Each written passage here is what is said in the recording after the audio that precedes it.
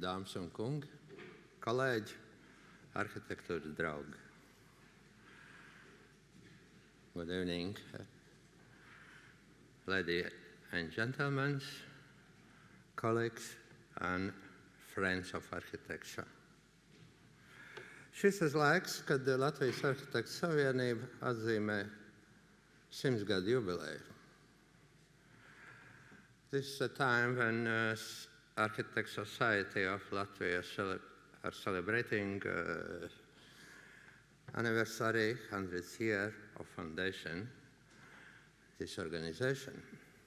My name is Juris Poga. I am outgoing president of Latvijas Arhitektu Savienība. This event is in the frame of celebration of our organization, and I am happy open this interesting event because it is two-direction contact. Latvian architect outside Latvia and outside Latvian architects come back to Latvia. For that, I give microphones to the chair lady of our society, Linda Leitane, curator of this performance. The really curator is Dainis. Okay.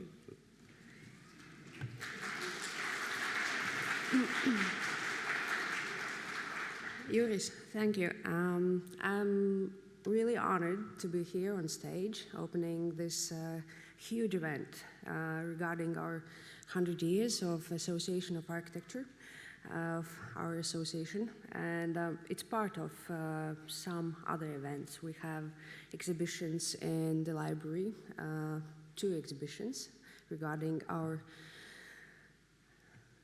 past and regarding our future. As we do know that the association was,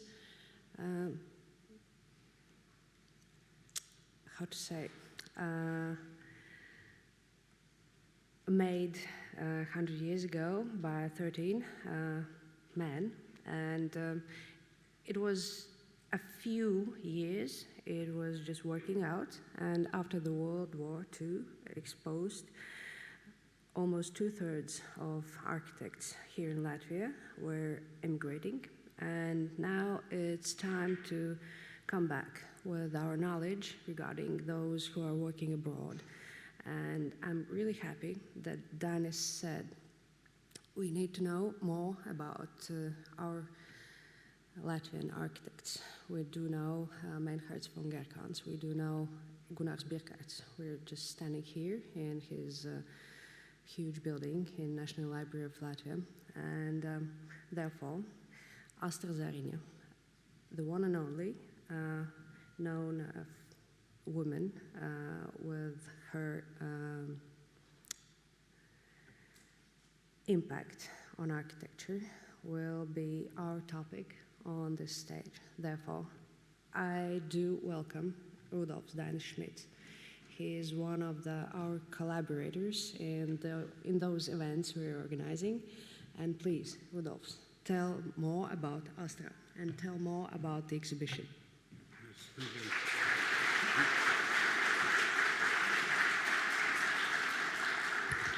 thank you. I just have a brief statement in Latvian, and then I will switch to English. Godamies dāmas un cienījamie kungi, ekscelences, akadēmiķi, studenti un arhitektūras profesijas dalībnieki, esam patiešām pagodināti, ka variet šovakar ierasties uz Astras Zariņas izstādi Roma un skolotāja. Atklāšanas pasākums, kas ir daļa no 100 gadu jubilejas, paplašinātās programmas un izstādes tematika ir tieši saistīta ar 2024. gada starptautiskās RIXARCH arhitektūras un dizaina konferences. Un sakarā ar to, ka šī ir sadarbība starp vairākām organizācijām un ņemot vērā, ka šis pasākums, varētu teikt, ir tāds pirmspasākums mūsu RISEBA universitātes konferencei, es tagad lūkšu, lai Lūcija, mūsu rektora, nākt uz priekšu un dotu sveicienu jums.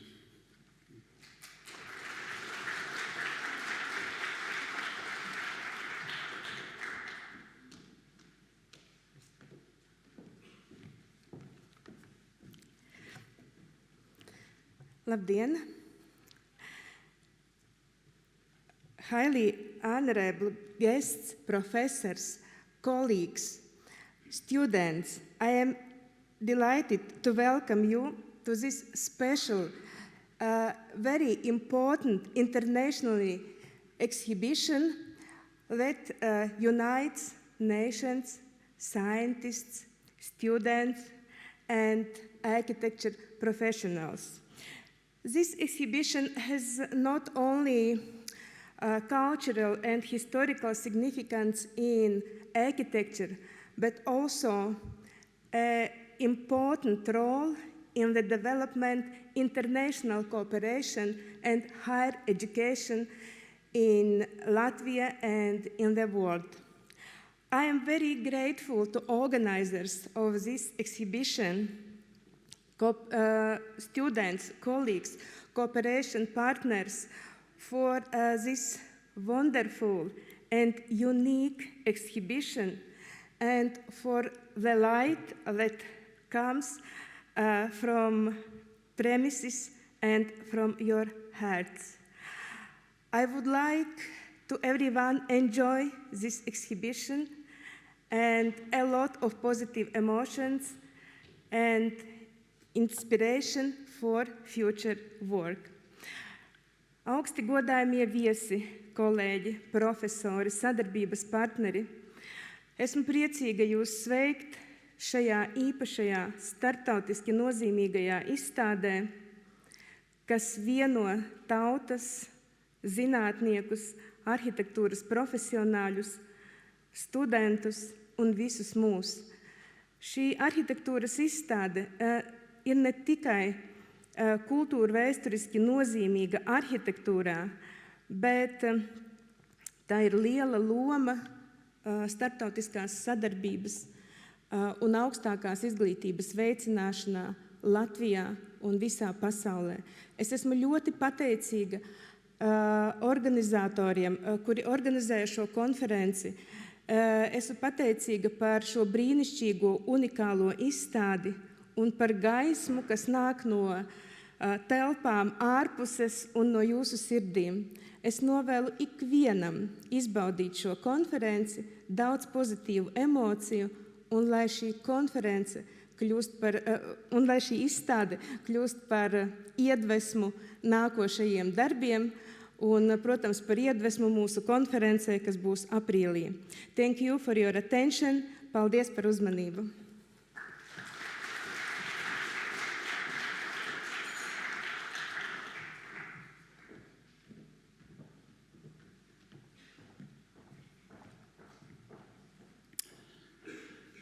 Šovakar atklāšanas pasākums ir starptautisks, un ņemot vērā, ka mums viesojās liela grupa no Manchester Universitātes, Arhitektūras fakultātes, turpināšu savu prezentāciju angļu valodā.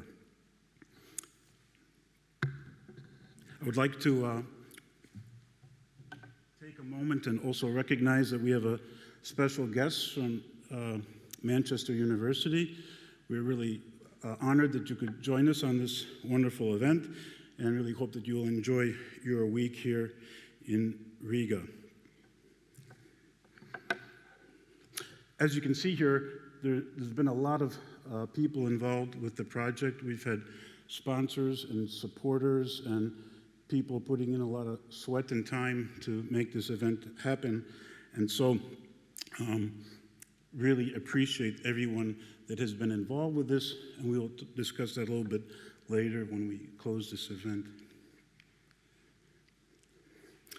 Architektūras, together with RISEBA University and in partnership with the Latvian Architecture Association, has organized this event. But just to briefly explain what Architektūras is about, it is an organization that has been established for the purpose of promoting architecture and culture and bringing to the forefront things that had been previously hidden in architecture, or the discourse of that specific topic has not been in Latvia. Several years ago, we did a project called the Riga Project, which is a project created by John Haydick, and brought that to light. And this project also, Astras Zariņa, has been in our blind spot. We haven't really understood what her legacy is about, and we felt it very important and critical to bring her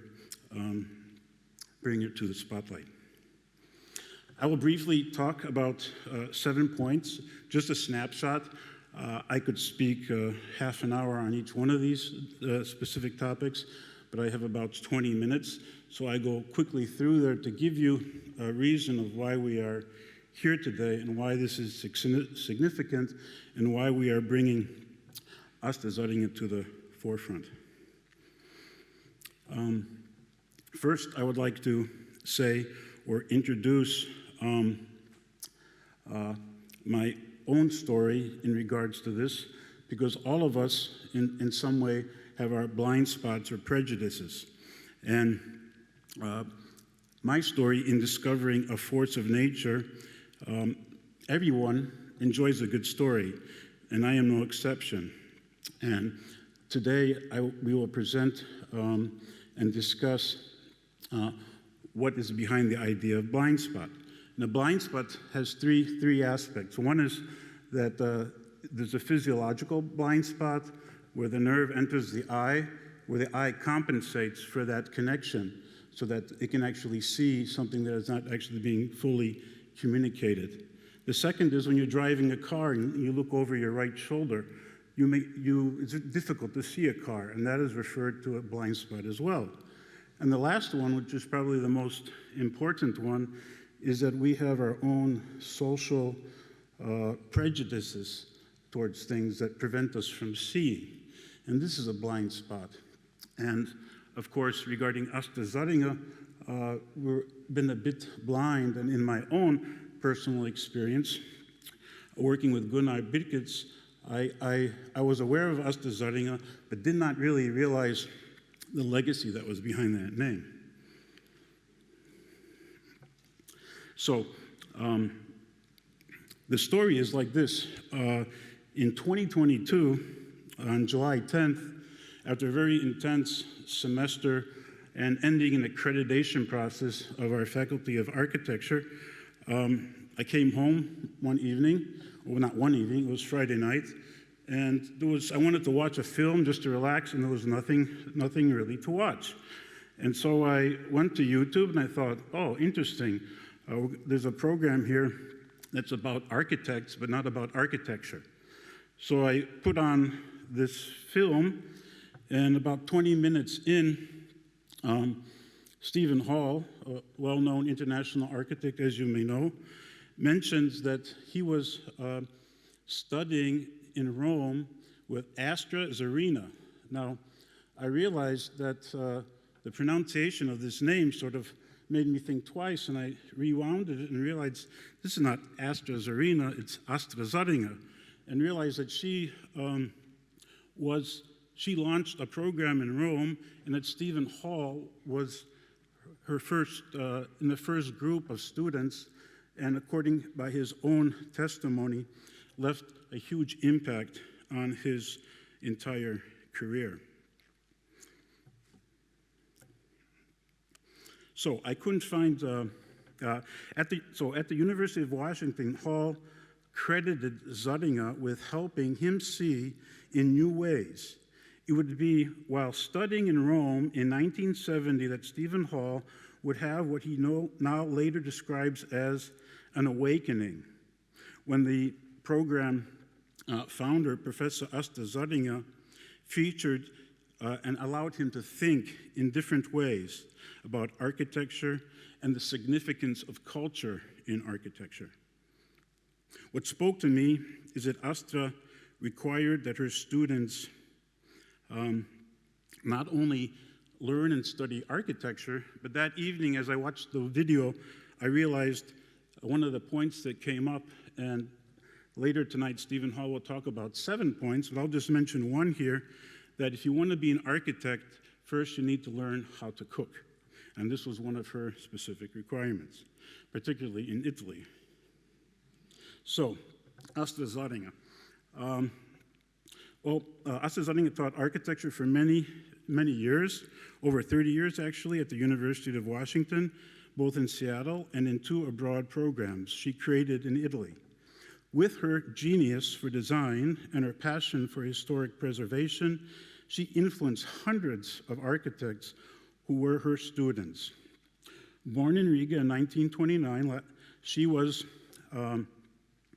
and her family immigrated to the Pacific Northwest in 1949, obviously because of the war.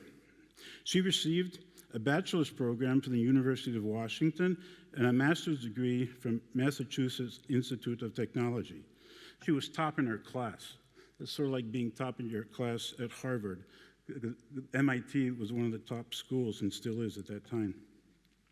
And so in 1980, she became the first woman to receive the prestigious Rome Prize in Architecture and followed that a year later with the Fulbright. So these are the 2 highest awards you can receive as an academic or a student, and she received them consecutively. 6 years later, she started the University of Washington architecture program and focused on Italian hill towns in the historic village of Civita Bagnoregio, which is about 60 miles north of Rome. And so she was involved with 2 programs. One is for University of Washington in Rome, where she ran that and was the director of that. And in addition to that, a special project, which was Civita, where she established a 2nd program. This is Astra Zariņa, amazing and truly energetic lady that inspired all her students. She was very strict in her assignments, but she was also very inspirational and was capable of understanding and to draw out of students what is necessary so they can grow in their talents. Now, regarding the topic of blind spot, and which is connected to the RIXARCH conference. Well, I worked for Gunnar Birkits for many, many years, and I actually came to Latvia in 1992 to actually work on this very building that we are in tonight. And the Latvian National Library was my connection to this story. But what is interesting is that when all those years working with Gunnar Birkits, we had casually talked about how does he spend his time or vacationing, and he said, well, most of you Latvians here go to all these exotic places, the Philippines and South Africa and Brazil. I'm just very simple, I just go to Italy. And he actually went to Italy, but I never asked him where does he go to Italy. And he actually, Astra Zariņa, during their time that they spent together, he actually was involved in Civita by restoring one of the villas there, which actually his family still owns today. Now, Gunnars and Astra met in Detroit, working for Minoru Yamasaki in the late 50s. And so their connection has been very long for many years, but they had different career routes. Of course, Astra was involved with primarily academics and reconstruction and heritage protection, and Gunnar Birkits, as we know, is a well-known modern architect. So just a few more facts here. I won't bore you with facts because there's plenty of facts to read at the exhibit. But in 1976, at the Hilltown in Civita program was established, and also a very significant book was published in collaboration with a famous photographer to promote, and the purpose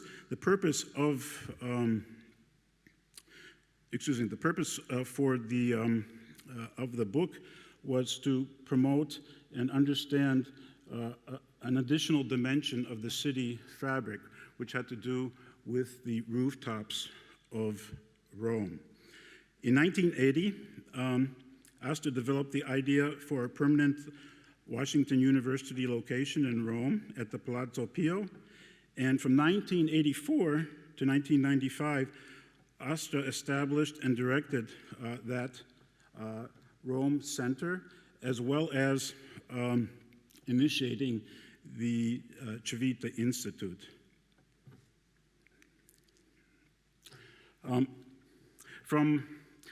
Astra traveled a very long distance all the way from Latvia to Seattle, and I wanted to mention here as well that her involvement with her students, and because of her attitude and how she worked, she got this nickname, or they titled her as this force of nature. She was demanding, but knew how to pull the best out of them. She understood people, and she accepted them as they were. And this comes from an interview from Nancy Josephson, who is currently president of the Civita Institute. Her influence on students went beyond the classroom. She expanded their way of thinking, encouraging them to see the world from a different perspective. She learned a lot from her students, as well as, I'm an architect. I am also by nature a teacher, said Astra Zariņa. I love to see people develop, grow, discover themselves. When I work with them, I discover things myself.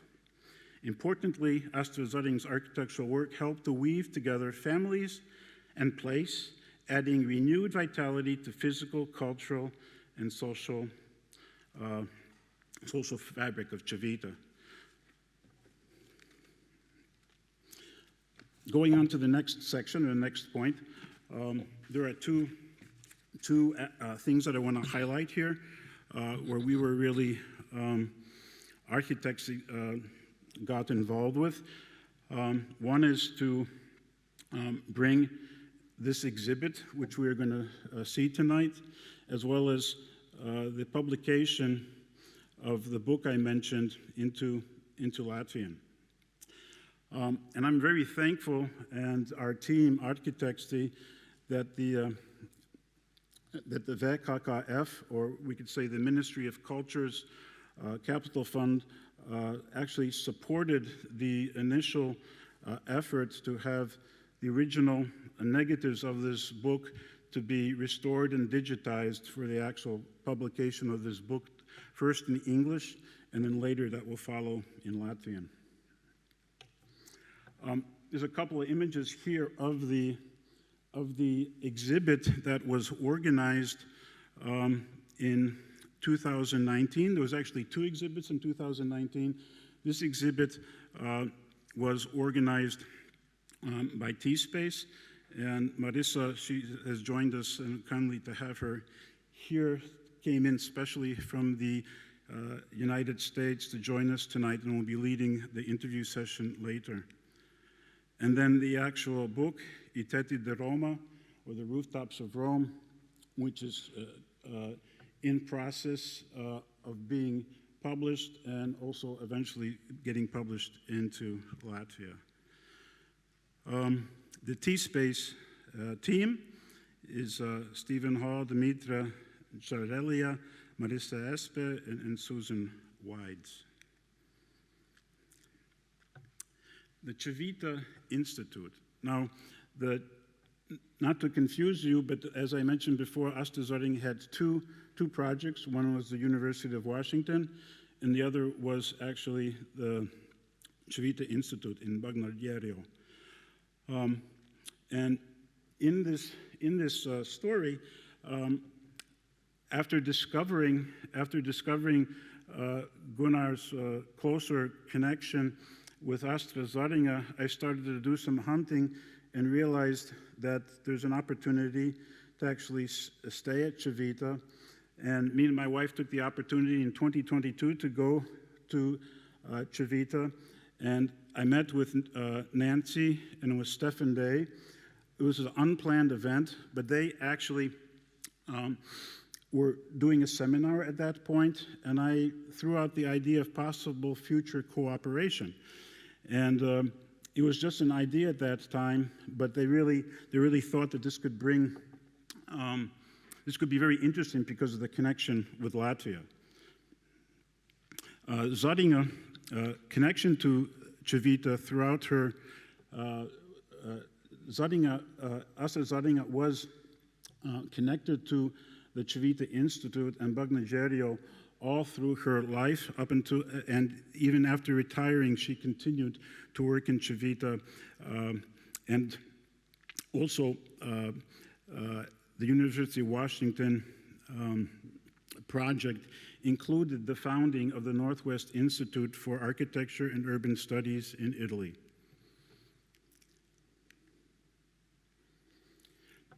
The Civita Institute does all sorts of seminars and post-professional fellowships for architects, artists, and that can have a residency there and spend time looking at specific issues. And this here is Stephanie Bauer, who did a fellowship as well, and she has these wonderful watercolors collection, which we were able to witness with our team when we were visiting last November. Civita Bagnagerio is located about an hour and a half north of Rome and about 10 kilometers from Lake Bosana. Nancy Josephson will actually be here in April. She will be participating in the conference, and she will be featuring Astra Zariņa and talking about the legacy of her work.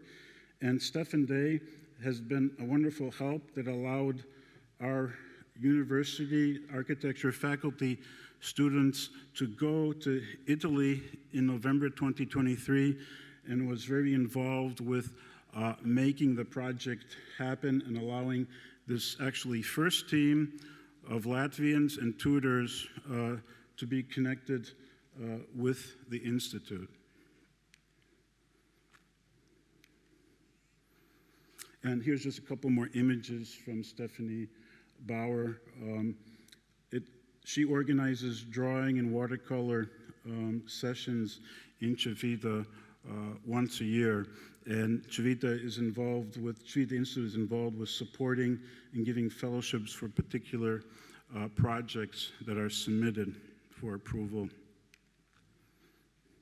So a little bit about the Civita workshop that happened in November. Civita currently runs post-professional seminars and residencies for architects on a regular basis, but with special permission from Stephen Byron Hall Foundation, Civita Institute hosted the first ever student and tutor group from Latvia. And during this workshop, we titled it Imagining My Civita, and we organized it, the days and the events, on three principles that Astra Zariņa had stressed. One is that we should gain knowledge first, then we should take action or practice, we should use that knowledge, and then we should reflect afterwards. And so we structured the whole week in November 2023 based on these principles. So Imagining My Civita also, the week that we spent in Civita also included lectures on painting the city, drawing the city, Italian hilltop villages, heritage buildings, and spirit of place, the poetics of architecture, or the architecture of poetics, and urban mapping and slow food. And yes, slow food, because one of the important things that we understood that Astra Zariņa stressed the fact that food is the place where people come together and the social interaction, as well as it identifies the culture that you are living here. And here are some images of this beautiful hilltop, probably the most beautiful mornings I've ever experienced from these hilltop Italian villages. And a number of you that are here tonight were actually there and were able to enjoy this. Again, just some images of this wonderful place and from those that were participating. Our days were organized with morning sessions and planner sessions in the afternoon. And of course, we also had wonderful walking tours, and we even had organized a day trip to Orvieto, which is another hilltop village, much larger, probably the size of Old Town Riga. And then, of course, as you can see here, food and dining and spending time together was an essential aspect of this workshop. And there's a wonderful library, a wonderful selection of books.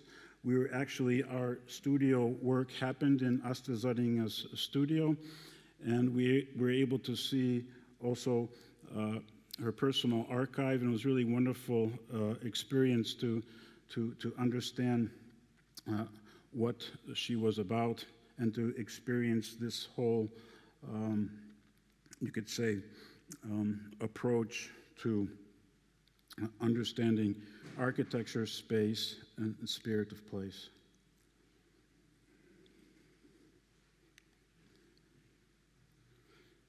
And just some images just to capture your attention of the 5 days that we spent there. And then, of course, we started each morning with a wonderful breakfast and coffee, and we also closed the event by having a wonderful closing dinner organized, which everyone was able to participate in and to stay and experiment with the ideas and the traditions of teaching and the approach that Astra Zariņa used.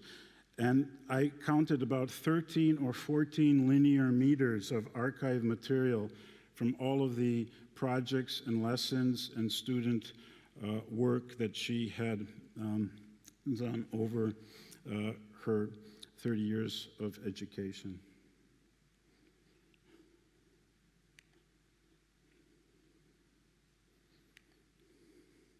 And so, in closing here, Astra Zariņa was connected to Civita through her lifetime. She and her husband restored several buildings in the town that became the center of the University of Washington Italian Hill Towns program. And in 1981, the couple co-founded the Northwest Institute for Architecture and Urban Studies in Italy, based in Seattle and now called the Civita Institute. This nonprofit organization promotes excellence in design through education programs and cultural heritage projects between the US and Italy, and now also with Latvia. And this is one of the things that we are celebrating today, is reuniting in this new connection with Latvia. In 2001, Zariņa and Tony Haywood, they retired in Civita, and she stopped teaching altogether in 2003, and during those 33 years, she educated over 140 students in her program.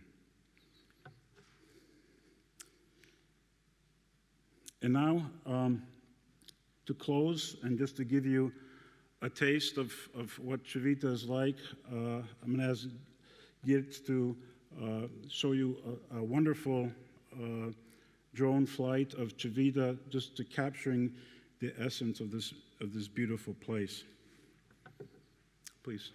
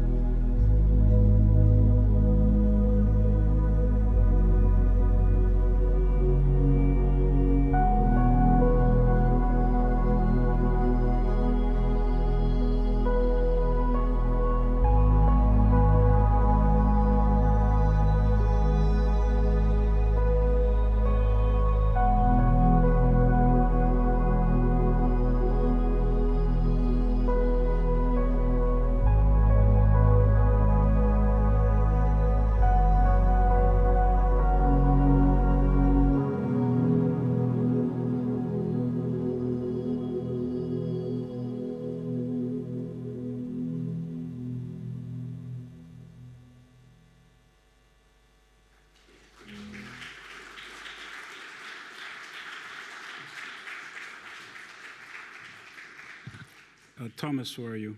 Please stand up.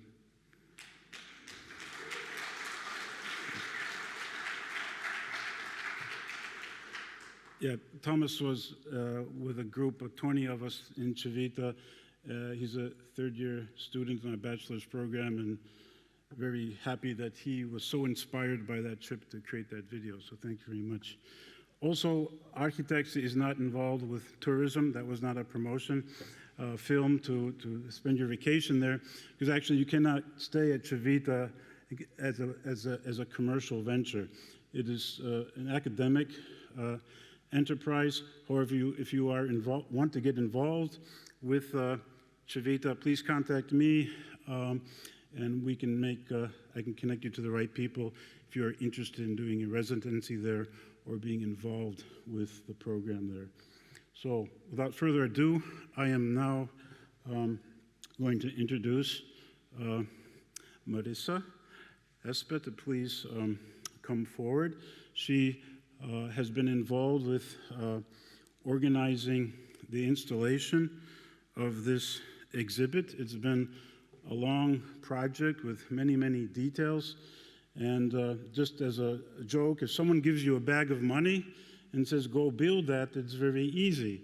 But if someone says, go build that, and you have no money, then it's much more difficult. And we've experienced, but we are very thankful for all of the support. We're thankful for the support of T-Space and Stephen Myron Hall Foundation for actually making this event possible and agreeing for us to bring the exhibit to Latvia. So please, Marissa.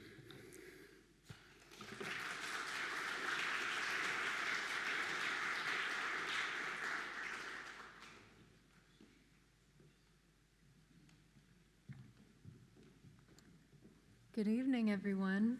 Thank you so much for being here.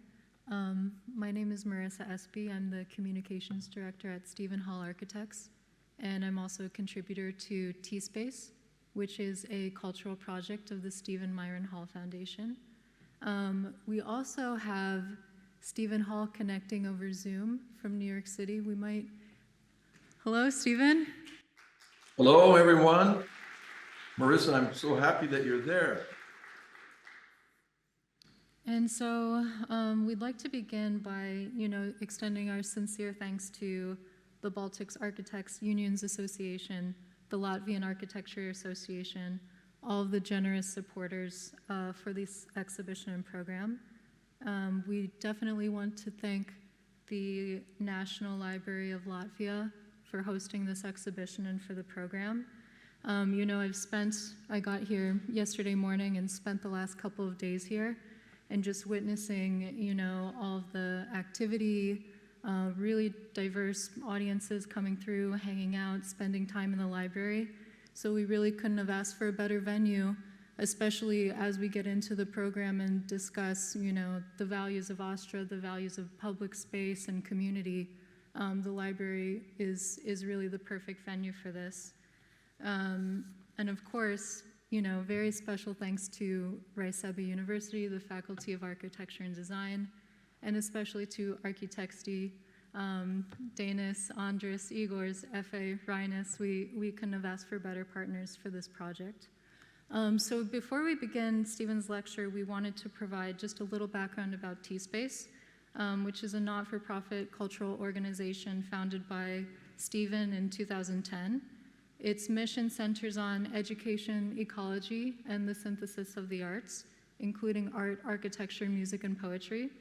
T-Space is a gallery, archive, and 30-acre property sited on natural forested landscape in Rhinebeck, which is about 2 hours north of New York City. Our educational programs include public guided tours of our campus, our annual architecture summer residency program, a lecture series, archive and library research appointments, and community education visits for local school groups.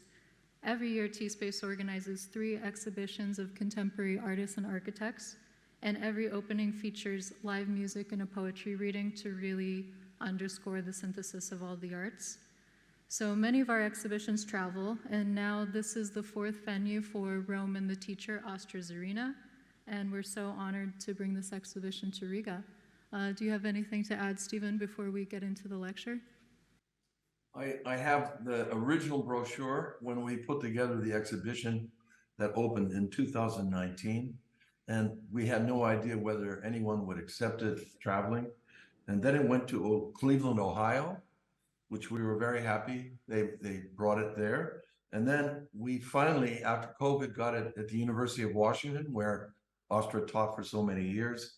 And for me, the idea that it could come to Riga is really wonderful. I think it's a fantastic moment.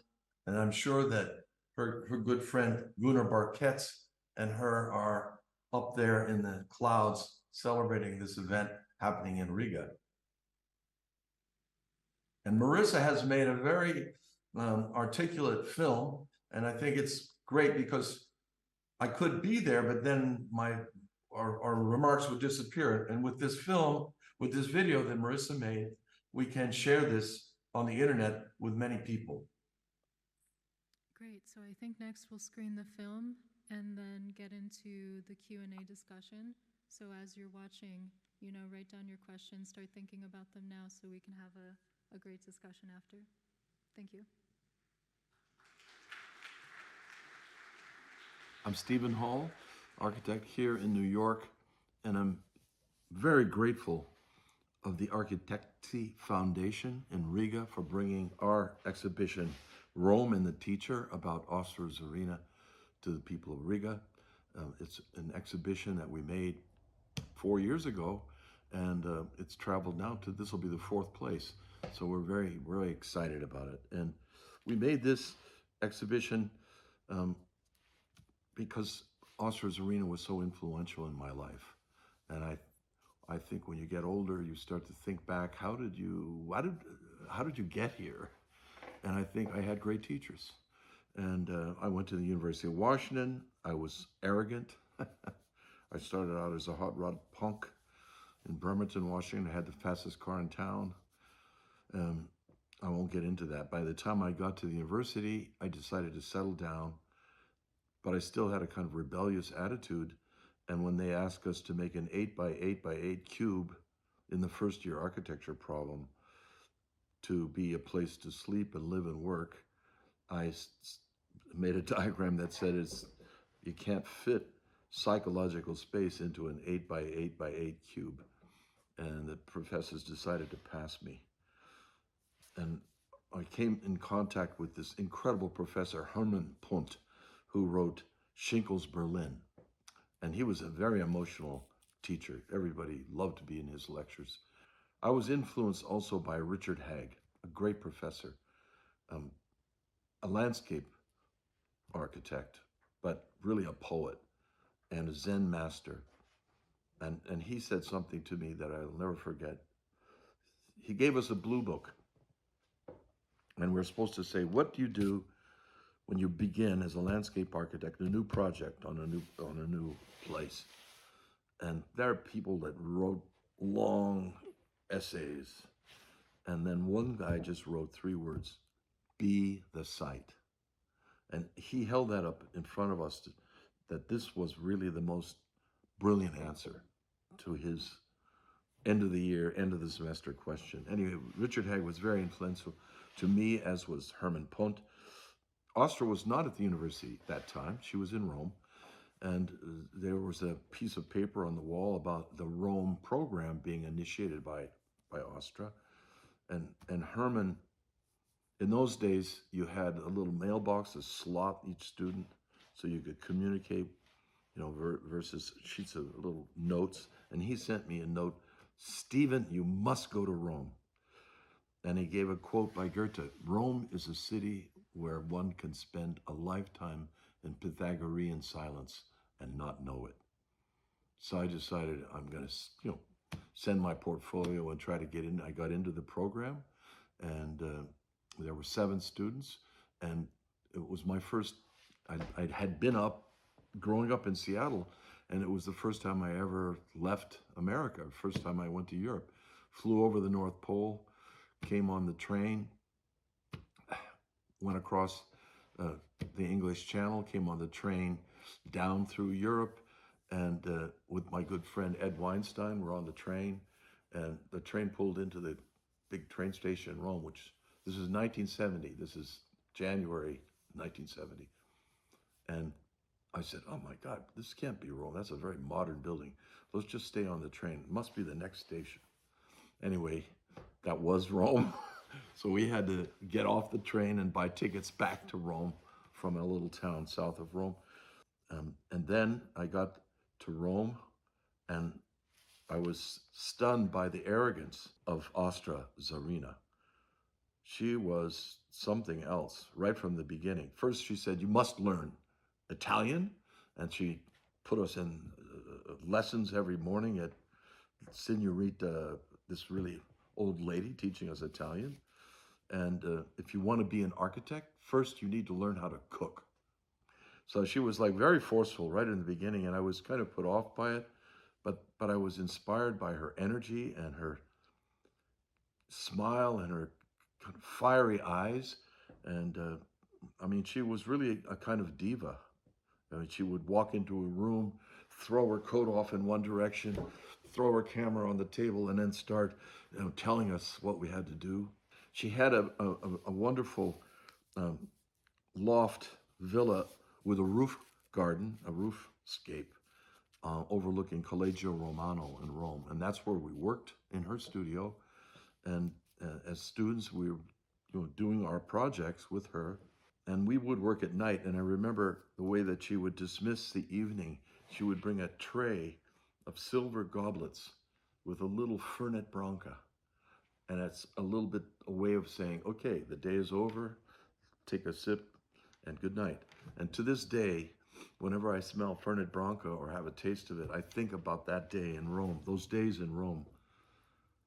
She taught architecture and urban design for over 3 decades in both Seattle and Italy, University of Washington and Italy.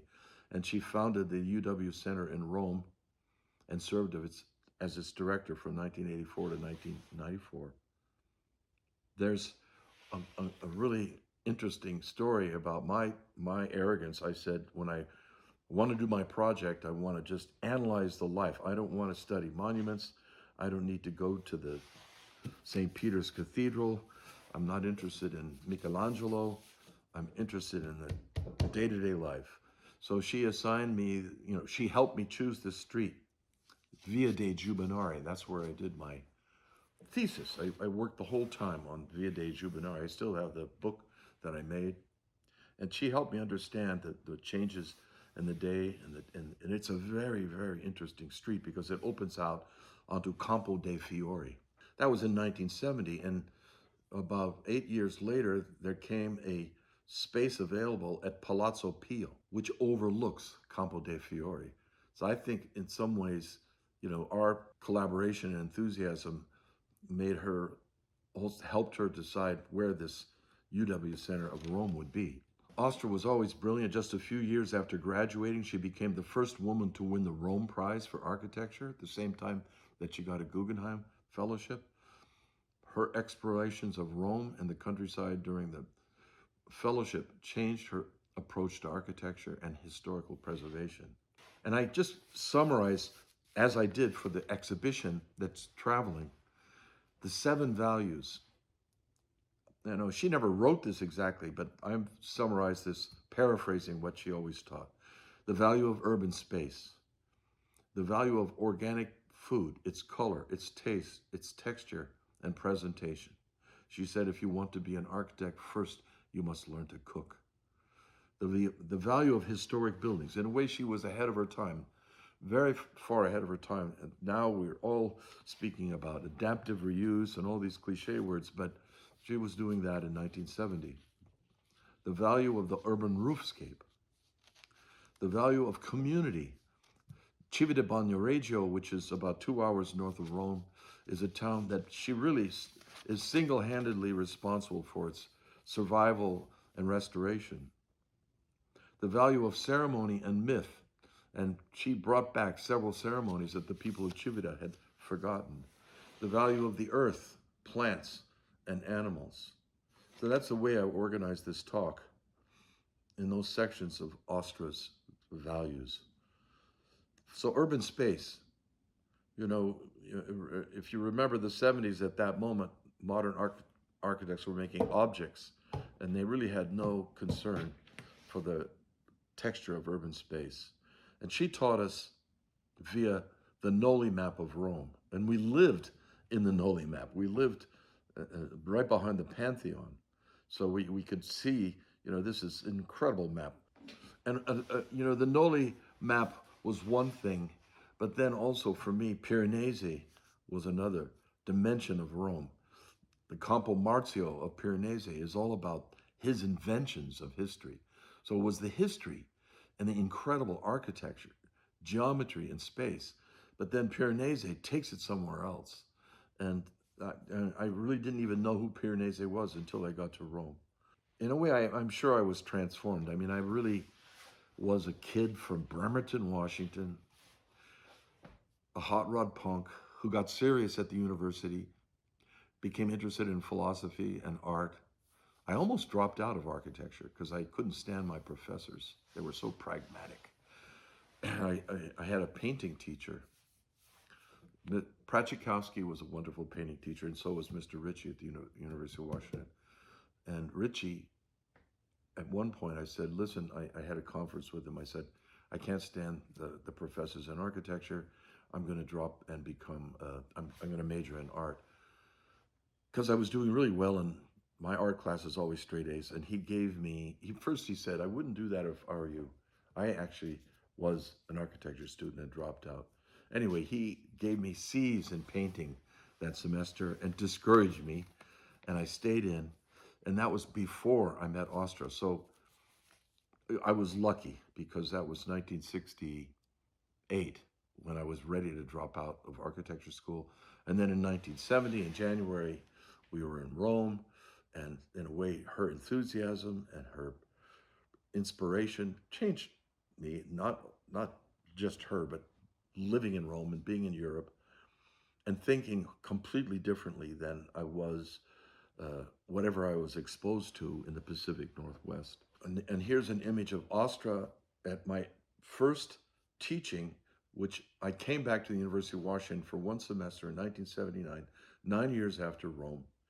And I had been to the AA, and I met Rem Koolhaas, and he and I got along very well. But this is a very interesting photograph because you have my colleague that I went to Rome with in the foreground on the left, Ed Weinstein, Astra, with her presence on the journey, Rem Koolhaas, Folke Nyberg, also a very idealistic teacher at the University of Washington.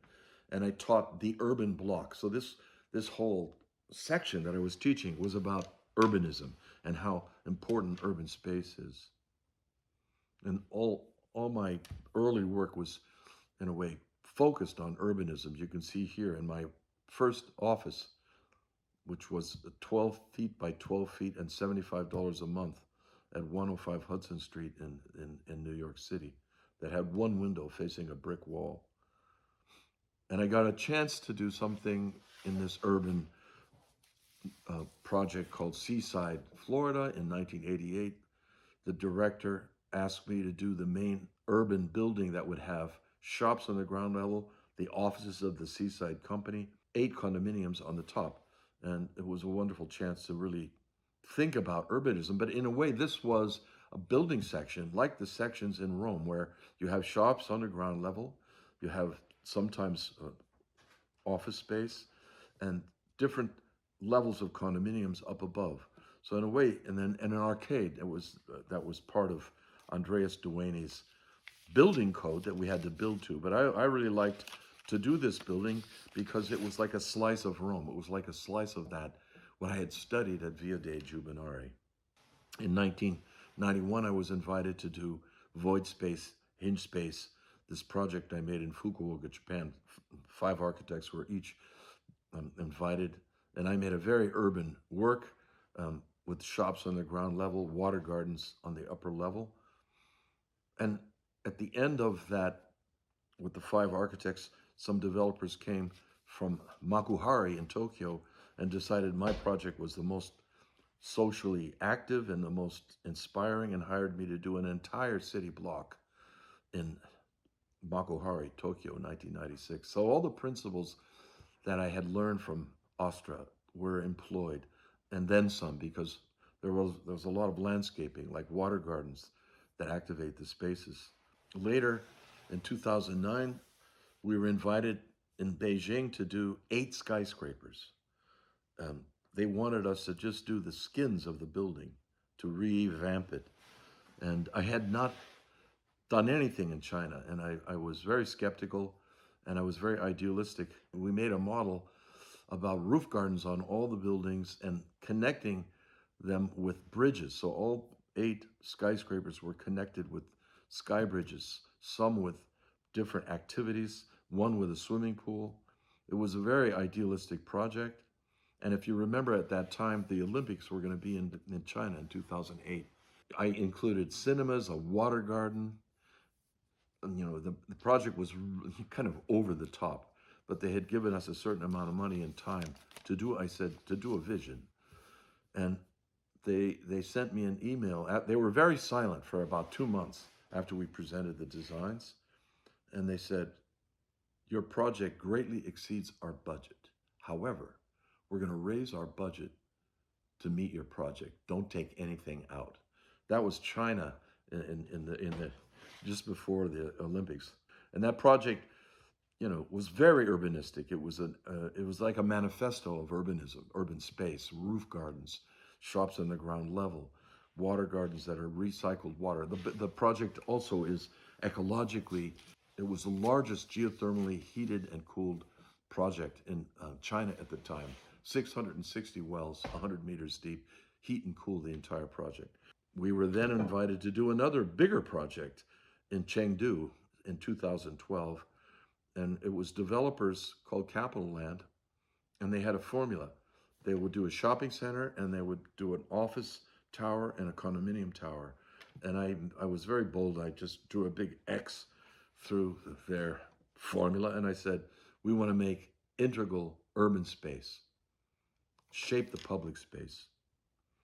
And they followed, and we realized it. And I mean, this was quite a challenge, but the Capital Land was chaired by a very visionary Mr. Yu, who was a visionary director, and he decided to follow exactly everything.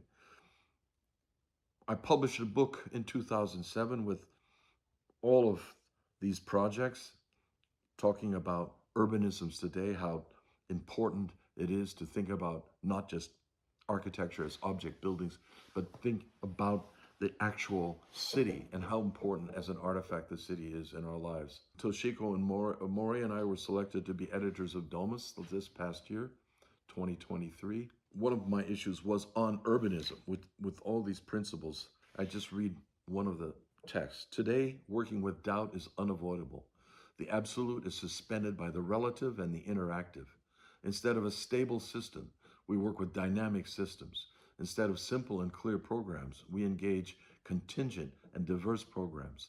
Instead of precision and perfection, we work with intermittent crossbred systems and combined methods.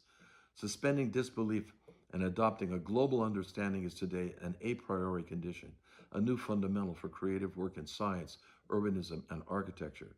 Working with doubt becomes an open position for concentrated intellectual work. The second category is the value of organic food, its color, taste, texture, and presentation.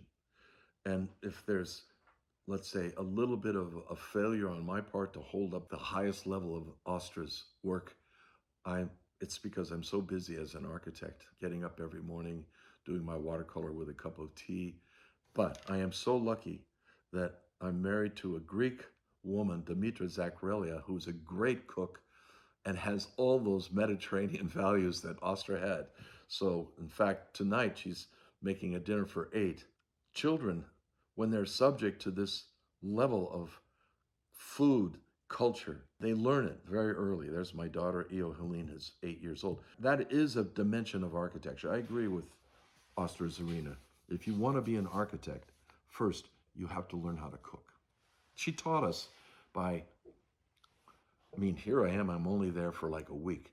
And she gave me a big wooden bowl, and she said, take that olive oil, take these raw eggs and that salt and stir. So I'm there for like an hour stirring. I didn't know what I was doing. She said, "You're making mayonnaise." And it did, it happened. It came up from the egg whites, the olive oil, and the salt. This incredible mayonnaise. Anyway, she taught me how to make spaghetti a carbonara, and I can still make that today. You have to, the raw eggs, the noodles have to hit the raw eggs and cook the raw eggs. So it's something within seconds. You have to get it right. The value of historic buildings now, which is so much in the news for every architect, I mean, of course it's important, but she was really onto it back then. And I brought those values only 4 years after coming back all alone in my bedroom in San Francisco, the year that I became a registered architect, 1974. By the way, I've been this year, in April 2nd, I'll be a registered architect for 50 years. I passed all my exams on the first go when I was 25, so I'm very lucky. But the first project I did was a competition to save the Wainwright building and the building next to it, and make a new office complex that was an enlightened mayor in the city of St. Louis. They were going to tear down Louis Sullivan's Wainwright building. But this enlightened mayor decided to save it and have the city offices be on that block. Aldo Giorgolo won the competition, but I wanted to save the adjacent building so that you could understand what the Wainwright, the breakthrough of the Wainwright. Another project about the urban space and saving things was the Bridge of Houses in 1980, 10 years after I had studied in Rome.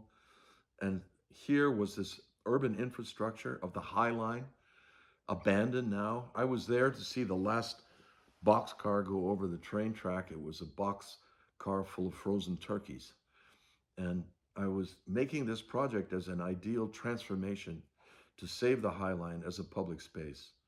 So the idea was it would be a public promenade, but over it would be different houses, like SRO houses, student houses, luxury condominiums. They would be, in a way, characterizing different types of social dimensions of New York City. About 8 years later, we were commissioned to add on to the Cranbrook Institute of Science. And I had this idea, a scientific idea of a strange attractor. You can see the existing building of Errol and Eliel Saarinen, a very important place, Cranbrook. And this is a building in the center of the campus. And we had this idea of a strange attractor, which is a scientific idea that when a fly moves through space, it never traces exactly the same path. And I thought, if we could just bracket the new building onto the old, we could open up the two dead-end lines of the new building and create a complete route. And that was realized, and it opened in 1997.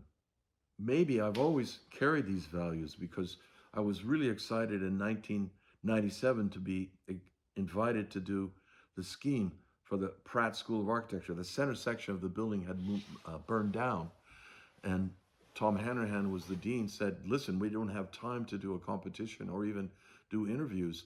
We need to get this drawing in for the insurance money.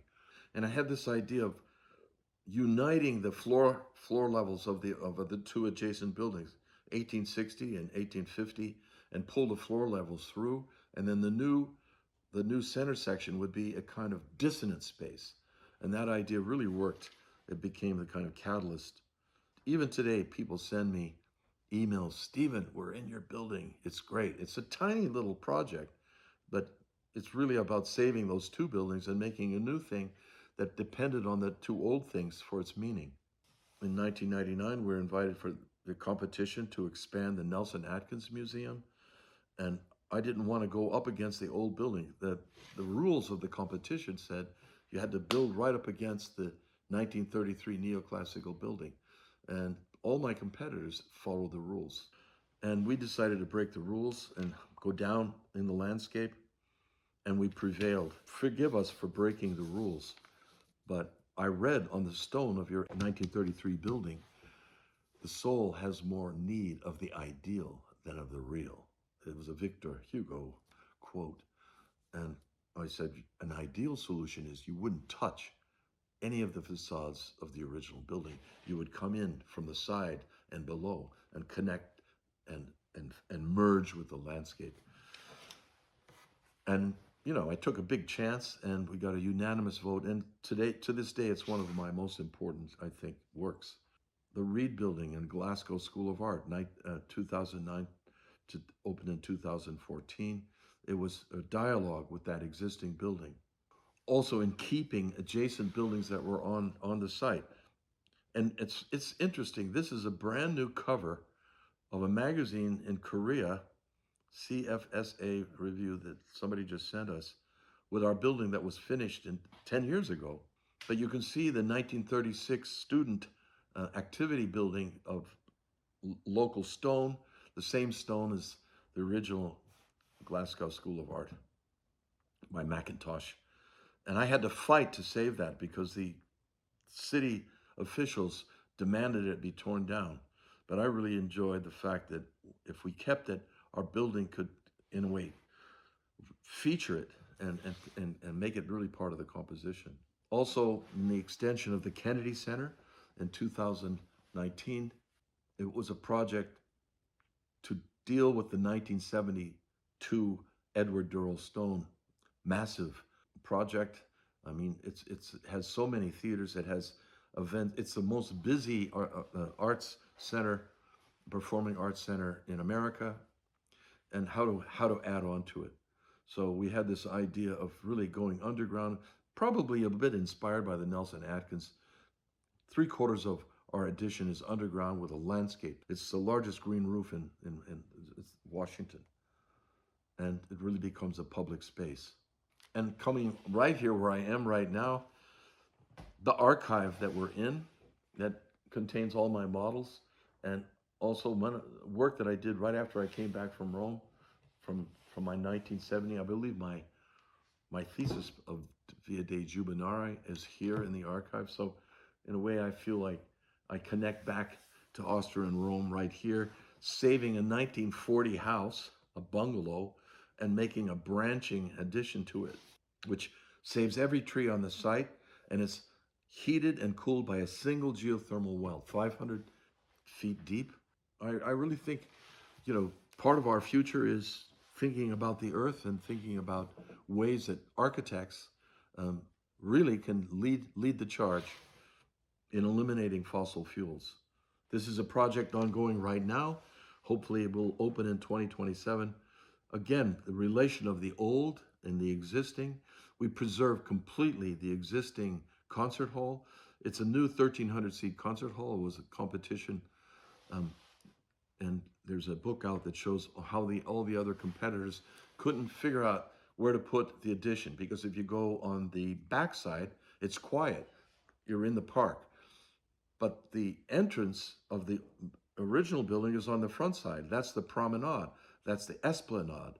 That's where the streetcars are. It's a little too noisy. So we decided to just jump over the building. And you enter the building on the esplanade where the streetcars are, and you jump over, and then you have a very quiet 1,300-seat concert hall. And recently we just won the Terezin Ghetto Museum in the Czech Republic.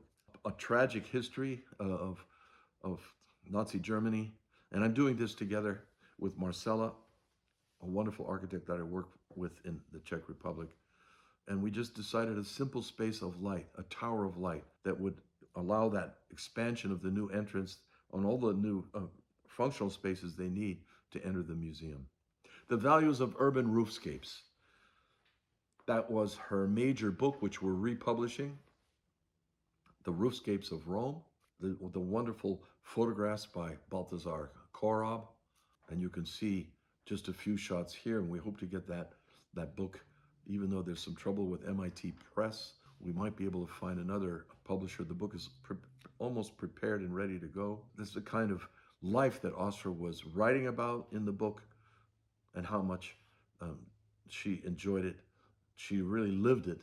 So the book was also a book about her life in Rome. The Value of Community. Civita Bagnoregio in Rome. Civita is an absolutely amazing city.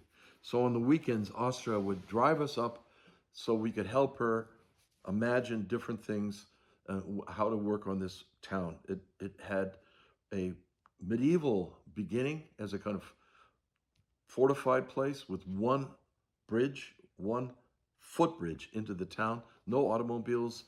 So if you bring in goods, you bring them on a donkey, but now they have little golf carts.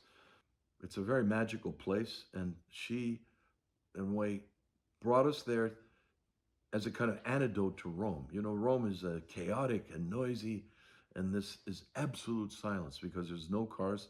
I mean, the only other city I know like this is the silence of Venice, with no automobiles, no internal combustion engines at all.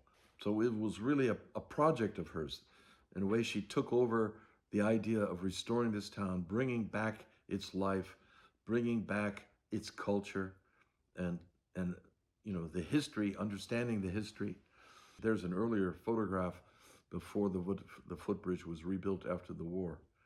And there's me in 1970 at Via dei Nari 6 in Rome, an apartment that Astra found for Ed Weinstein and myself.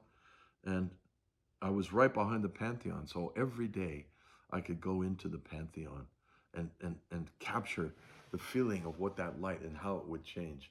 I had an agreement with the guard before the tourists would be let in. This is a long time ago. Now you can hardly get into the Pantheon, but there was nobody there when he got to work, and he let me in, and I studied the light all alone.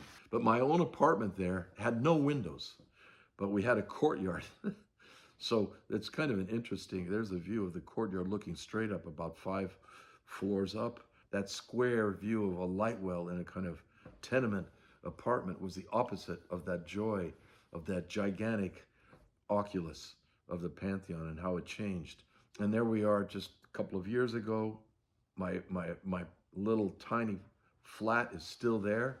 And I was trying to show my son how important Rome is.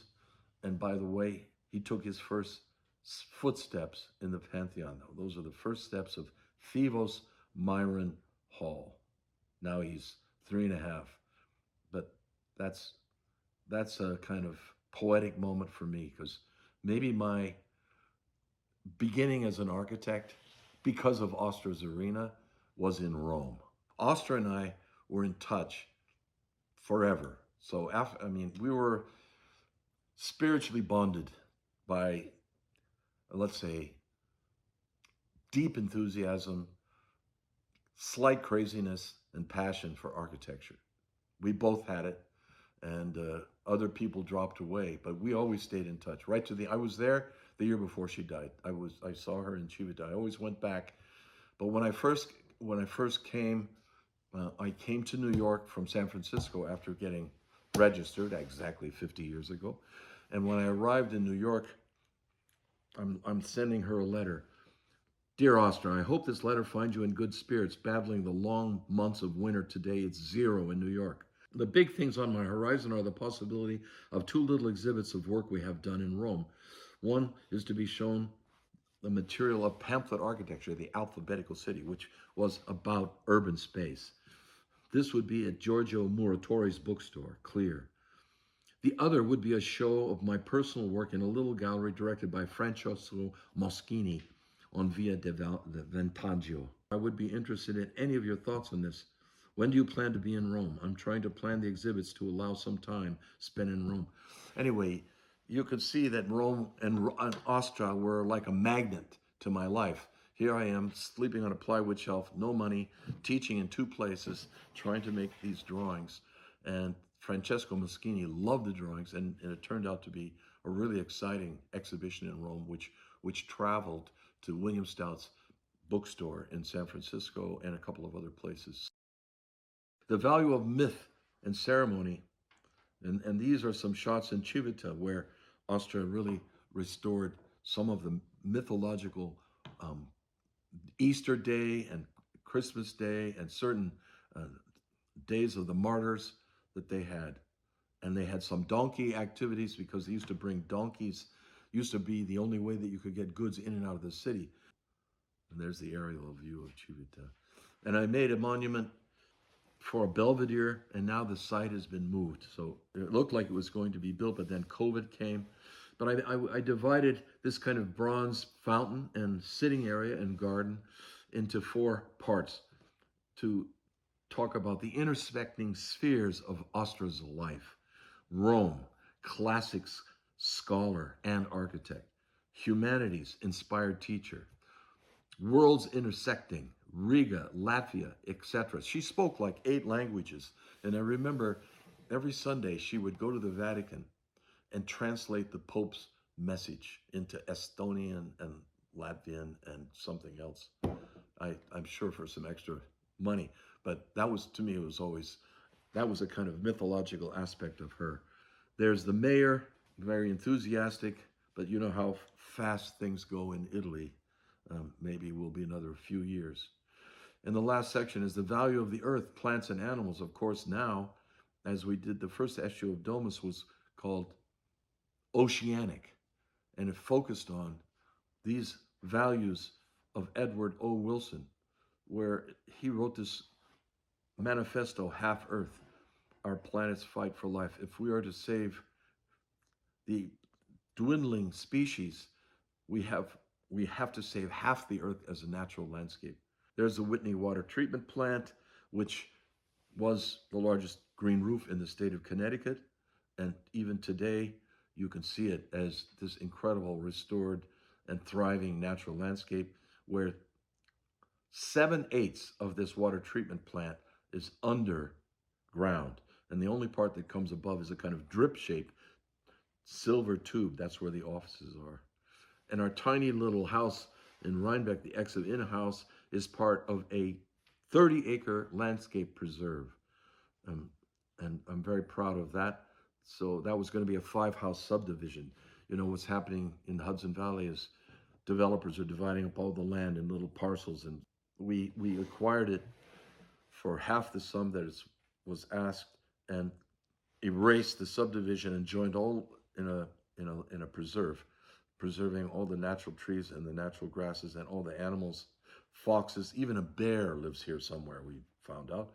There's all kind of bird species, and this little Exit Inn House is a kind of Airbnb that you can rent, and it's booked 4 months in advance because it's experimental architecture in the middle of this nature reserve. So this is the poster from our first 2019 iteration of Rome and the Teacher, and we put it up first here in the archive before we installed the shelving and the models of the actual archive. So it had a wonderful opening event in a very big space here, and it was attended quite joyfully by many people driving up from New York, and then, of course, our T-Space community here in the Hudson Valley. And we weren't sure it was going to travel, but it went to Cleveland right away. They wanted it.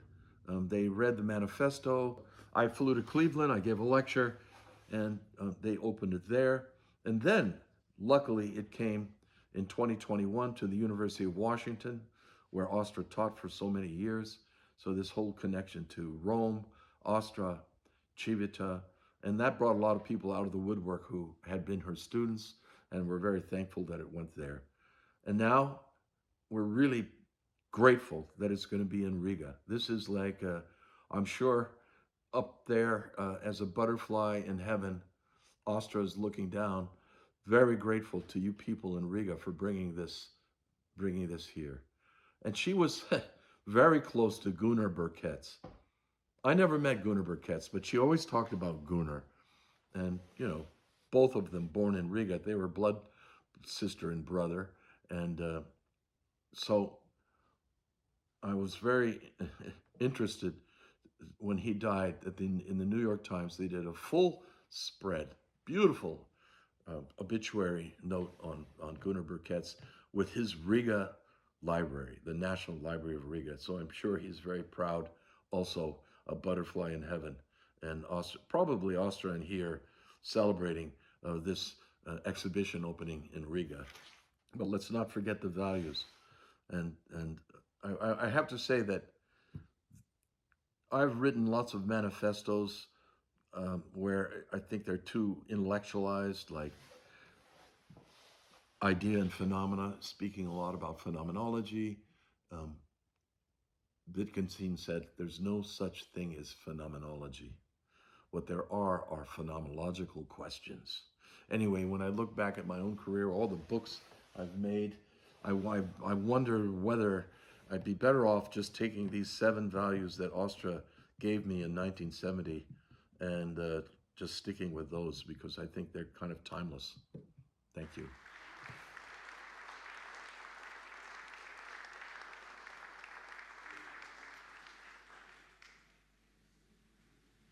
Interesting, I just grabbed this book that's in the video, and I realized the dedication. It says, this book is dedicated to Astra Zariņa, 1929 to 2008, passionate teacher of urban phenomena. So, in a way, she influences everything in this book.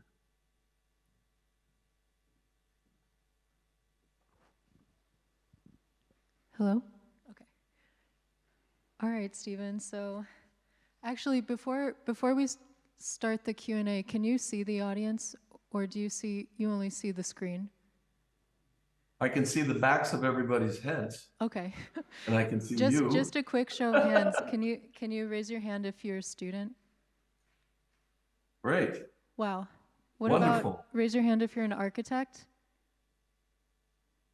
Wow. And who's from Riga? And then who's joining us from outside of Latvia? Amazing. So, well, we have so many students in the audience that kind of brings me to my first question. In preparation for making this lecture, we left quite a bit out. We could only get so much within the 40 minutes of this video. But you still have your original diary entries from 1970, from being in Rome and being with Astra. And I was wondering if you could just read maybe a couple of those now. Marissa prepared this for me. This is taken straight out of 1970. Rome. Crowds, fast, warm, sunny, little fast cars, little streets, winding and narrow, terrific spaces like alleys in the United States. Rich angles, planes, human scale, intimate, monumental, shadows, sun peeking through rich, twisting vernacular, growing around monuments as Astra's roof garden, roof planes, form a new topography, angles, elevations, moving and twisting, superb play of space and textures to the apartment of Via Denari 6, carved out, rich, twisting, small, efficient. Astra brought us to Civita. The approach is unreal. Disbelief, isolated, medieval, perched, curious, old tufa blocks of earth piled high, dotted with yellow, green, and gray mint-white moss. It's so quiet here. I can hear the birds as the wind hums against the fronts of their wings. The buzzing flies, however, sometimes drown them out. Haze in the valley surrounding Astra's house has a 500-year-old main room with a huge fireplace. The old stone floors with stones out of place, walls a meter thick, carved out of reflecting light in thick white plaster openings. There's an old stairway going to the ground, to a cave, probably the upper level hundreds of years ago. At the far end is a large opening with a surprise view into the distant landscape. The precarious nature of this town, recaptured in the large cracks on the edge of the cave window. I stepped out to hear the church bells from across the valley. A discussion with Astra about the unique parts of Rome. I find it inspiring and beautiful to know the doors of the churches are open, to walk into the huge silent spaces where no one will interrupt thought. Sit here quietly for a moment, then back outside into the loud voices and nervous Roman honking. That silent space is a psychological need. These places seem to be everywhere in Rome and used by everyone. That's direct transfer from the 1970 diary. I still keep diaries of every day.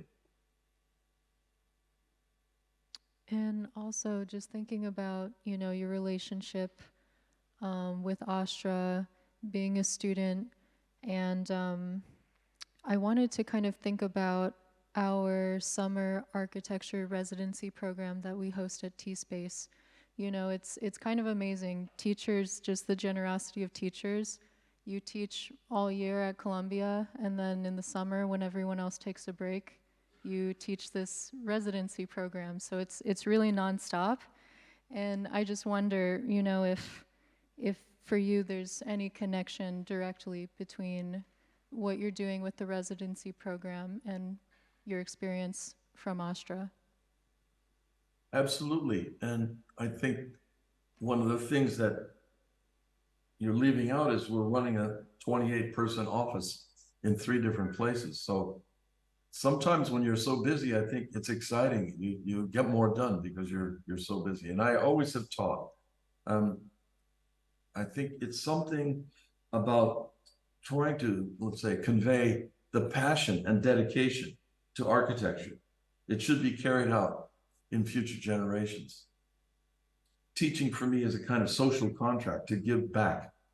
We must all try to give back more than we take. So I think Astra would be very proud that I try to continue that.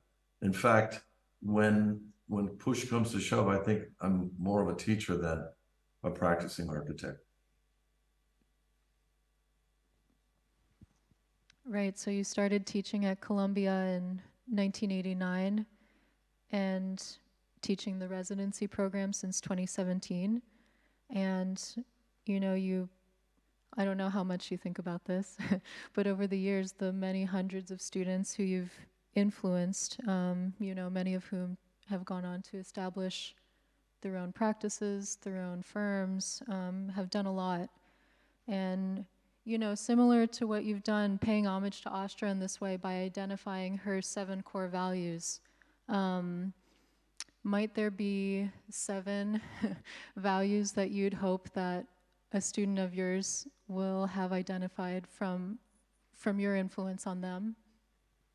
Well, I had dinner last night with Yehuda Safran, and I told him you're going to ask this question. And I think I need to work on this because it's that definitely I'm carrying on some of her values, but in a different way. I mean, the first would be the half-earth, the idea of preserving as much as the natural landscape as possible today in the care of biodiversity. The second value would be urbanisms, creating community space, creating social space, which is definitely something I carried on from Astra. The third is my own invention, idea and phenomena. To ask what is the idea of a work is to pose the question of its meaning. Yet the measure of the success is in experiential phenomena. You know, when I was making an exhibition of my work in Vienna, they asked me for the smallest title, and I just said idea and phenomena. So I'm still working for many years, and I worked together with Johanny Plazma and Albert Perez Gomez to write a book called Questions of Perception, which is really about light, shadow, shade, perspective, all those wonderful timeless elements of architecture. So that's definitely, I hold that definitely as a high value. Human scale and proportion. You know, everything we do is still related to 1 to 1.618. This joint to this joint to that joint, the Nautilus shell, the solar wind. This number is a magical number you find out through the history of architecture. And I think it brings a relation to all modern architecture, to the history of architecture. The sixth, I will say, is stochastic thinking, the synthesis of the arts. And that was my May issue of Domus when I was editor of Domus last year.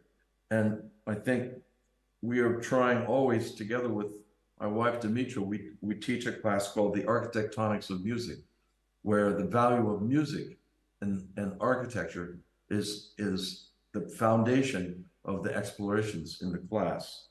And the seventh would be the haptic realm of detail and material, which also was the last title of my last editorial in Domus. But the passion to experiment and to make is conveyed to others in details. When when you come into a building that you know someone really cared about the architecture, and you start to see details that are very thoughtful and carried out, different materials and how they intersect. This, in a way, is a kind of conversation you have with anybody that arrives in your building.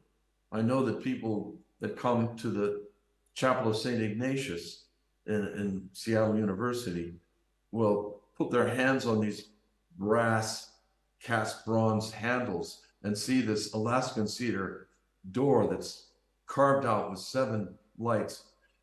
I'm communicating the idea of the building, but it's in material and detail that's expressive. And I passionately think that that's really part of the architect's role. So we don't really have a large portfolio of commercial buildings because they won't allow you this level of detail and materials. So it's very particular to the clients that accept us and let us really resolve something and work it through. So I guess, you know, we scribbled that last night. I said to Yehuda, who's a philosopher, I said, would you approve of this as our 7? And he thought, it looks good to me. So maybe they'll change tomorrow. I don't know. I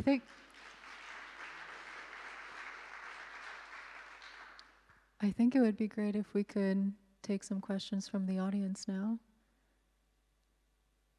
There's a microphone down here toward the stage. Don't be shy. In the middle, you'll go next. Yes, thank you very much. It's a great event for all of us to be here with you tonight. I would like to ask about these Astra's defined values. And thank you very much. You described in your lecture about the importance of these Astra's values in your professional life. And yes, I think for professional architects, most of these values are quite well known. An example, importance of heritage and others. But one of these values are very specific. I think it's regards this food, this second or third value. Could you explain more this relation to profession of architect? You almost described a bit. It's about texture, it's about material, it's about, yes, nature, I think so. Could you say some words about this very interesting and specific values from Astras? Thank you. So a few times I've had a chance to carry through some of the thinking. For example, in our Lyceum Wine Center and Hotel, 1.5 hours north of Vienna, where we made a wine center for all the families that were making special Gruner Veltliner white wine. And it's a very particular kind of white wine. And Astra was a wine connoisseur. She enjoyed a really full-bodied Barolo, and there was a winery near Orvieto that she found a very fine white wine. Anyway, she started me thinking about these things. And when we were invited to do this wine hotel and wine center, I kind of had a head start. They had a 5-star, Aspiration was a 5-star restaurant there, and we helped them with the program. And I'm really happy to say that it was so successful that 2 years ago, we added another section onto this hotel in north of Vienna, and with a new idea that's related to the site, but also the gastronomical and the food and the relation of wine, I think go very well with fine architecture. In fact, you could say today, one of the interesting things that's happening is there is a kind of great architecture that's parallel to wine centers and wine hotels. And I think they're connected to each other. When one is thinking of great space, great light, great textures, great materials in architectural spaces, this is the perfect companion to great food, understanding the food and the sources of it. You know, I mean, Astra taught me about all different kinds of food. And, you know, it's something that I cherish now with my wife, Dimitra Zakrelia. And we spend at least 3 weeks in her home country, Greece, enjoying learning about things. So I think it goes on. I think it's very important. Thank you. There was someone in the middle who was, yeah.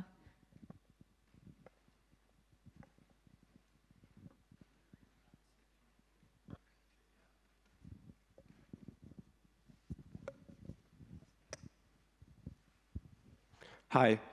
Yeah, thank you for this. This was really interesting, and I wasn't really sure what to expect because I just came here with my mom and my dad is Dinas. So, yeah. I'm not really involved in architecture much, but I spend a lot of my time studying music and theories and different things in it and just how things work together. And the more patterns I see in it it's really cool, like, especially with playing guitar. And I wanted to ask, I don't know if this question is really fully answerable, what could you bring from the years that you've been in architecture and the things you've noticed to music? And yeah, as some advice or something interesting you've seen that you could give to a musician. Thank you. That's a great question because we're very involved in that. And Dimitra just gave in Granada the lecture, Architectonics of Music, which described several projects that we've made that were inspired by music. And I think, you know, working with the notations of Morton Feldman, for example, we realized a building in Amsterdam using patterns in a chromatic field as a base for how to really think about the meaning of the project. We use a Bela Bartok music, percussion and celeste in the Strato House that we realized in Dallas. I think it's really important to, you know, as I often say, that you can turn away from a work of sculpture, you can turn away from a painting, but music and architecture are immersive. They surround you. So they have something in common. They also have mathematics in common. You know, the great Yannis Xenakis, the Greek composer, who made wonderful discoveries in experimental music, worked for years for Le Corbusier and did really connected architecture and music in his work. If you study his work, it's amazing. And a few years ago, we were in Kyoto, and we were together with the great composer Arvo Pärt, one of the great living composers today from Tallinn, not very far from you. In fact, I hope to visit there. I'm thinking of going there when I'm opening my Meander building in Helsinki, which will be opening, I believe, in October or November. So I'm thinking to come over to the Arvo Pärt Center in Tallinn, take the ferry across from Helsinki to Tallinn. And we're in touch with his son, Michael, and he's still working and doing amazing inventive work. I think he's one of the most celebrated composers. So in a certain sense, that's getting very close to the territory of Riga to have one of the most played composers today, Arvo Pärt, right in that territory. I think, yeah, music and architecture, yeah, for me, it's an ongoing exploratory excitement. Thank you.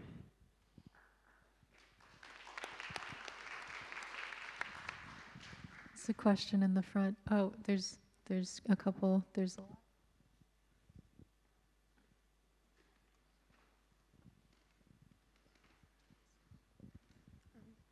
Hi. First of all, I wanted to thank you for your works about phenomenology in architecture. They have greatly inspired my bachelor thesis. And I have two questions. The first one is how and when did you come up with the idea of parallax in architecture? And the second one is how would you define the role of time in architecture? Thank you. When I made this book called Questions of Perception in 1993 with Yohani Polasma and Alberto Perez Gomez, we were thinking about space and the experience of space. And Paul Valery wrote a very interesting text many, many years ago about parallax, about when the body moves through space, columns glide and recede. So this notion that that space, the fundamental notion of experiencing space is really about parallax, of how it changes. And I think that was kind of the beginning for me. And then in 2000, I wanted to write a book about the new millennium. And it was really about meditating on science and architecture. So that became the title I used. And I'm still proud of that book, but it's out of print.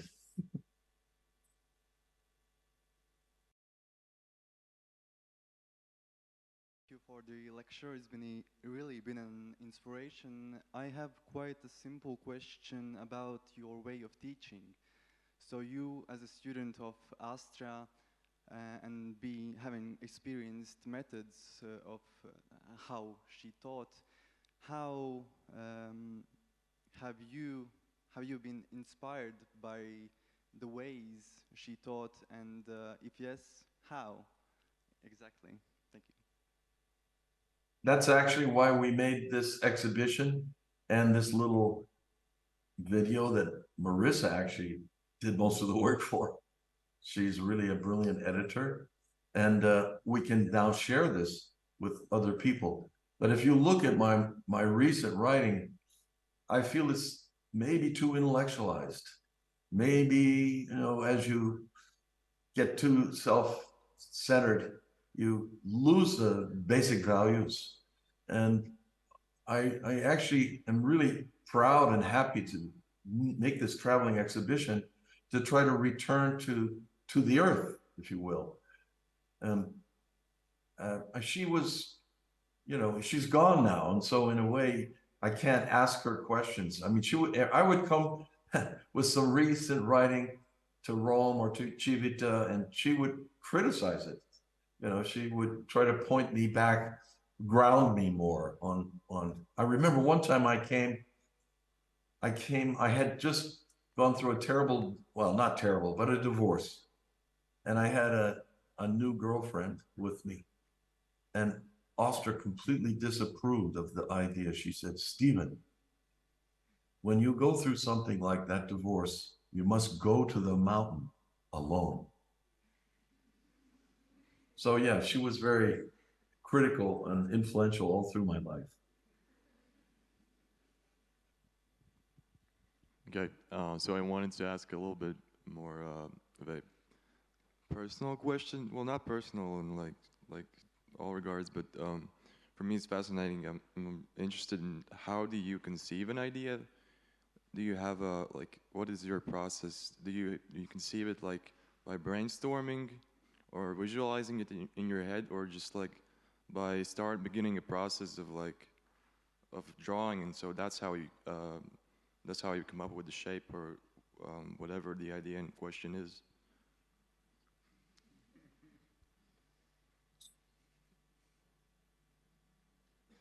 Every project starts with a drawing.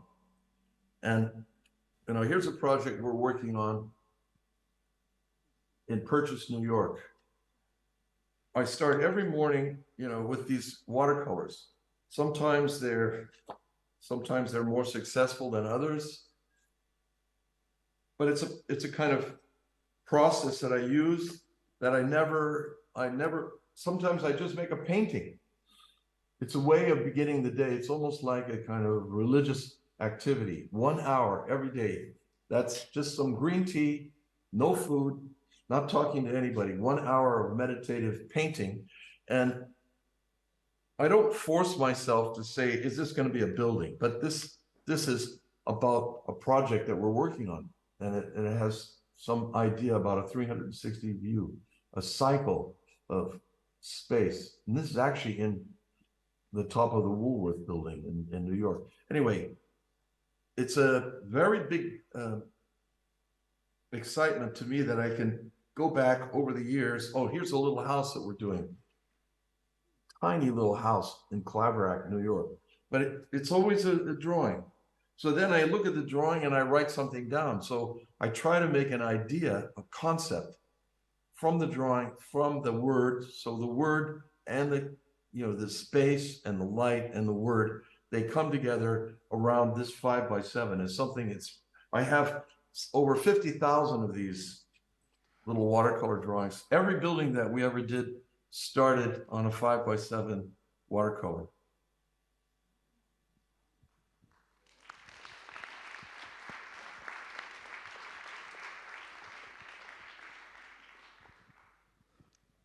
Hi, thank you for the lecture. It was very inspirational. I wanted to say that all the 7 principles that you have taken from Astra, I think they are very relevant, and also I think most of the public could associate their work with that. But at the same time, we still see that the urban sprawl is spreading, and new supermarkets are coming up, and new roads are being built. And I wanted to ask how optimistic you are that we, as a society as a whole, and architects particularly, are able to change that, and when?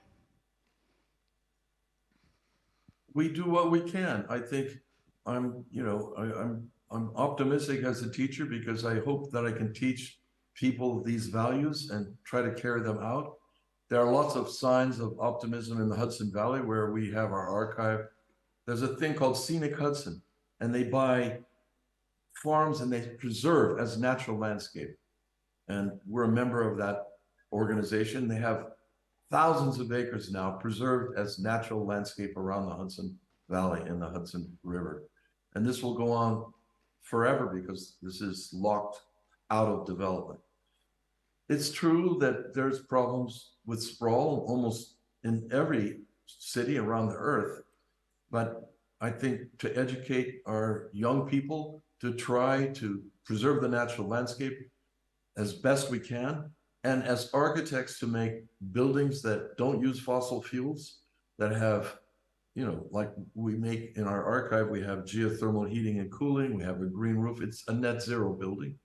So in a way, it's that project is a contribution that we can make. And I believe that's the excitement and the positive dimension that we make. And we just work going on with positive values and with setting a great example for our children. And I think that's really what we have to do. I mean, I think that the truth of being an architect is you have to be an optimist. You have to find the optimistic dimensions, focus on them, teach them, pass them on to the next generation, and do the best you can. So we have time for one more question. I think here in the front. Over here. Can we 2 questions? I asked. Okay. Yeah, thank you for the lecture. It was quite inspiring, and thank you for explaining it so tastefully or digestible. So I was intrigued by when you shared your initial inspiration from Rome, from your diary. I'm really curious when you look on Rome today and you bring inspirations, where does that Rome stand in your memory after all the experience you have, or when you go to the family and everything? Do you have a different Rome when you look on it, or you still go back to the original one you had in your experience? I feel that there's timeless things in Rome that never change. And when I go there, I stay right behind Piazza Navona at Hotel Raphael, which is an older building that has several modern rooms done by Richard Meyer. So you have this, this sort of insertion of modernity inside of the ancient. I get up early in the morning. I go to Piazza Navona before the crowds come, so I can feel that space. I feel the light. I think I go to Rome at least once a year. It's one of my favorite ways to go into Europe. We have a project in Abruzzo, and I go there via Rome. So I was just there 6 months ago, and okay, it's overcrowded now. But if you come and you get up at certain early times of the day, there's certain times of the day that you can experience the timeless Rome that it always was.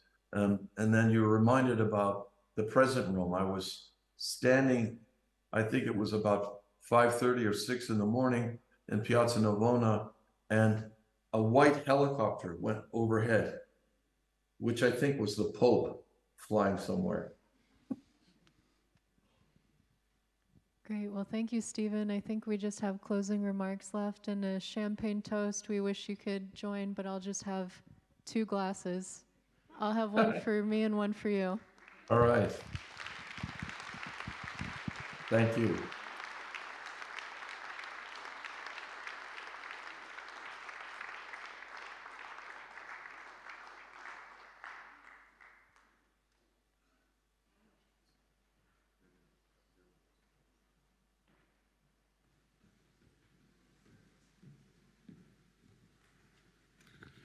Marissa and Stephen Hall, thank you very much. Amazing. We are just really wonderful, wonderful evening beyond our expectations.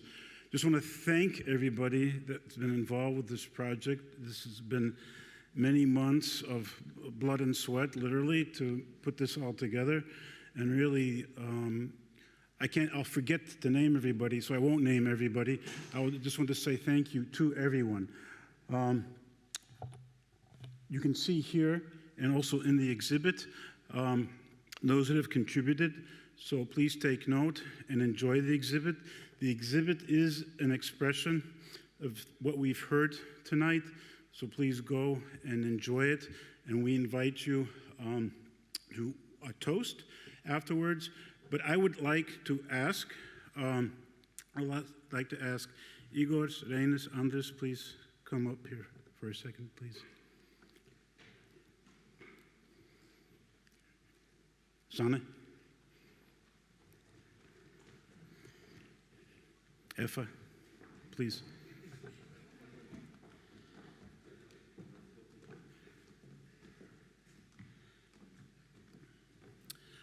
I just wanted to have them come up here because this project would not happen otherwise. And I just really want to thank the architects, the guys first, for your all 4 of us are very, very, very different, and sometimes it amazes me how each one of us fills the holes that the other one has, and I'm just very thankful to you guys for the effort, and also Zona for putting up with me for the last couple months because I've been completely stressed out. But thank you for your efforts, and Effa as well for your. Effa is organizing the next event related to this event, Blind Spot. That's the theme of our conference. And Effa actually came up with the name to capture this person or this legacy that we did not know about. And it was a great way to bring the idea forward with one word. So thank you, Effa, for this. Next gathering is on 12th of April. Yes. So yes. Thank you. So the next gathering is on the 12th of April on a Friday, and we'll have some wonderful guest speakers, including Cvita representatives here in Riga.